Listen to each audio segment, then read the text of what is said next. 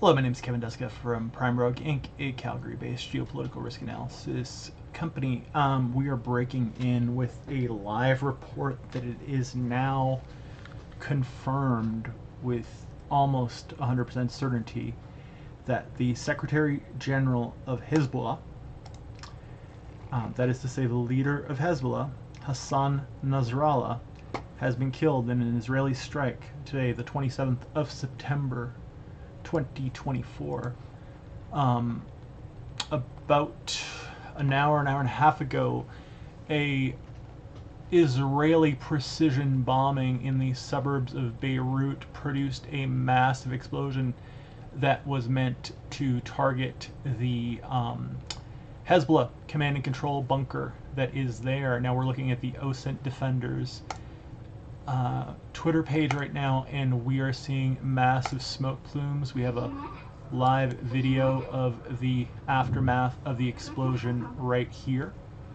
So several munitions dropped. We have reports of above ground and underground fires taking place at the location at this very moment. Initial reports from the Lebanese Ministry of Health suggest 2 dead, 79 captured.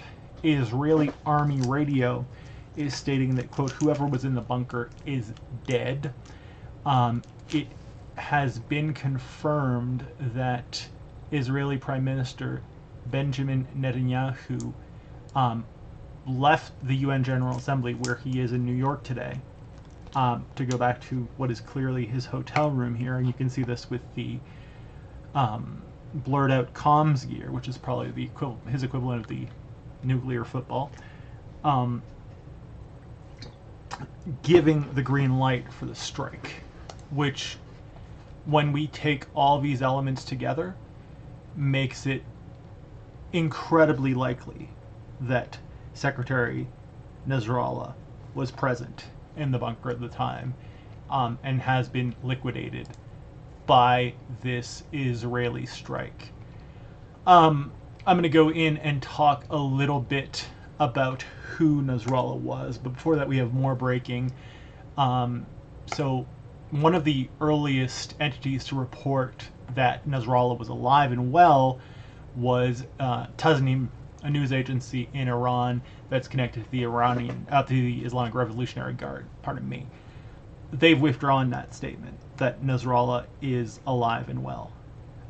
They are not speaking to his current status, and by the standards of Hezbollah and Iranian misinformation, this is quite likely a very, very ominous sign.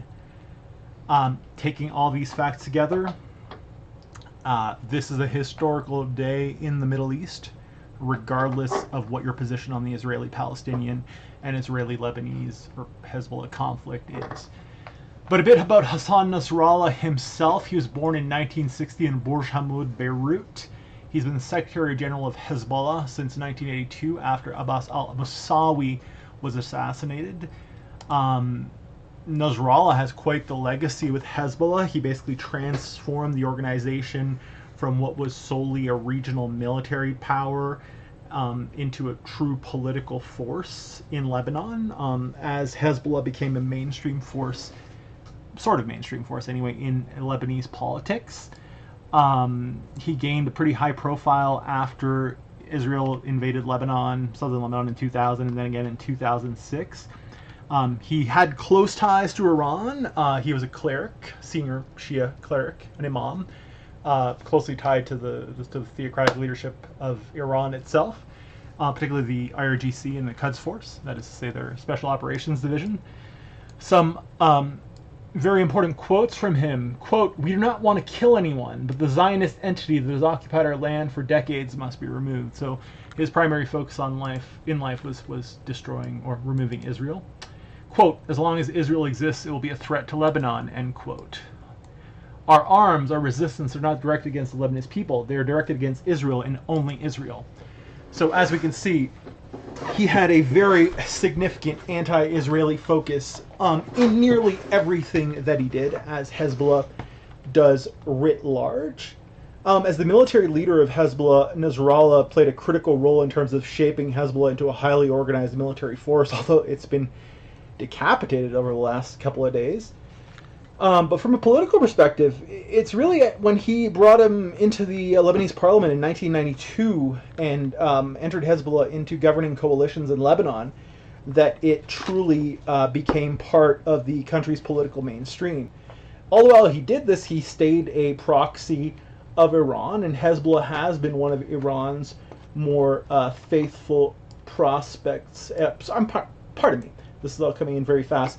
Proxies in the region. And it was widely understood that should war between Iran and Lebanon occur, Hezbollah would play a major role in launching rockets and short and medium range ballistic missiles into Israel.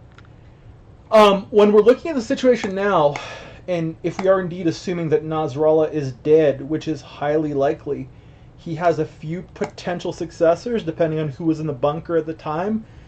Although he was reportedly killed in the same strike, Hashim Safi al-Din is the second in command of Hezbollah. He's a cousin of Nasrallah, actually, and he's head of the executive council, and he's also close to Iran. We also have Naim Qassem.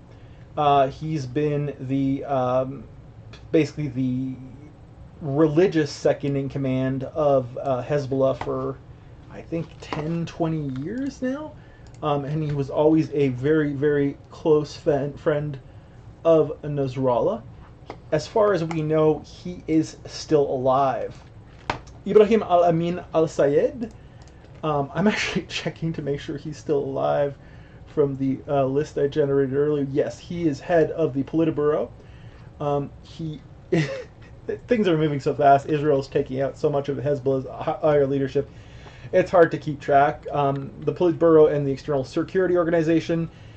He controls Hezbollah's military operations and has a strong grasp over what's been doing in Lebanon and Syria alike.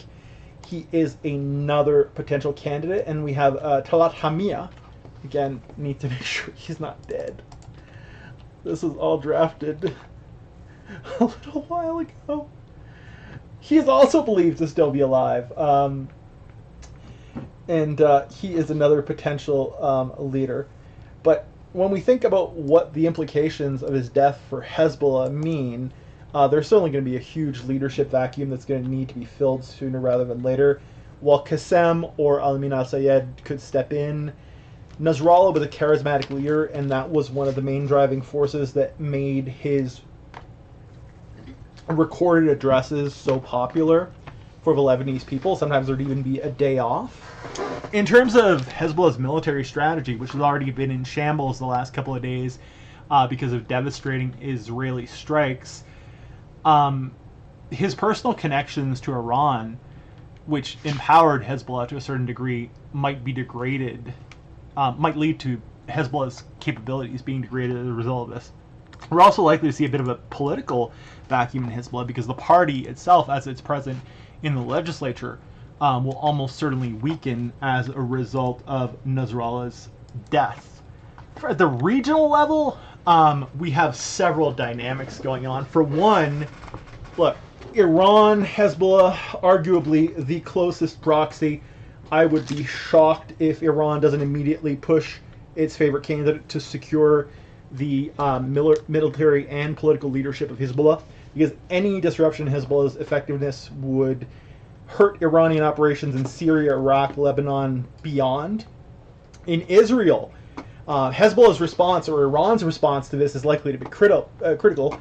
There's certainly going to be a retaliation from Hezbollah, or what's left of it, but also the potential for Iranian retaliation. And there are reports that the Israelis are expecting this imminently, in as much as we have news that the Israeli General Chief of Staff, Herzi Halevi, has completed a situational assessment of the military and defense leaders at the Kiryat, stating that Israel is at a high state of readiness for attack and defense across all fronts, and that Bibi Netanyahu is returning to Israel today, when that was not originally scheduled whatsoever. I don't think he was scheduled to return until tomorrow, originally.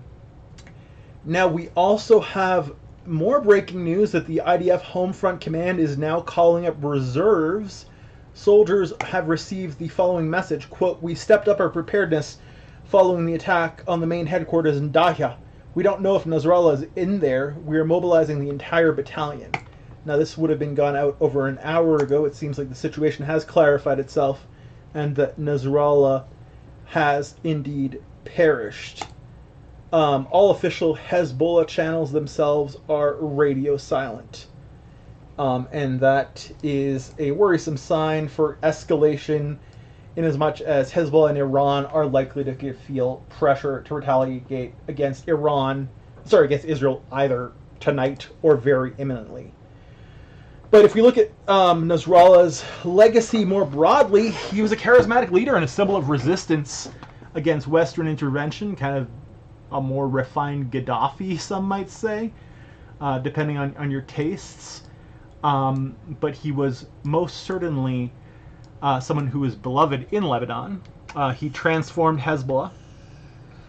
And while he's been criticized for his allegiance to Iran, something that some viewed as compromising Lebanese sovereignty, notably in relation to Hezbollah involvement in the Syrian civil war, he has nevertheless played a critical role in regional geopolitics for what is now decades. Israel's success in taking him out today is a momentous occasion for the conflict that is likely to lead to dramatic escalation in the near future. We'll be back with any more breaking news. This is Kevin Duska from Prime Rogue Inc. Please drop us a like, follow, etc. But we're following some really, really critical breaking news here. Thank you.